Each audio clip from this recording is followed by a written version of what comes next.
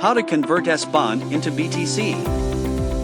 Go to MetaMask and copy the account address from Binance Smart Chain (BSC) account where you need BTC. Now access the chain bridge using web browser and connect your MetaMask wallet. Remember to connect BFIC Main Net account where your SBonds are stored.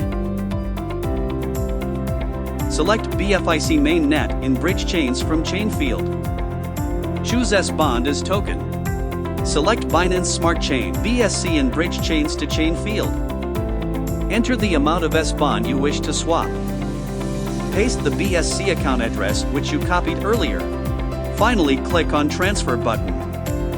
MetaMask will ask you to confirm the transaction. Enter same amount again and click Next. Review the transaction and click Approve. A pop-up will appear to confirm the gas fee. Review carefully and click Confirm. Your transaction will be completed after the network confirmation. You can check all the transactions in Orders section on left panel. Click on Action to see details. Furthermore, you can check swapped SBond into BTC in your MetaMask's BSC account.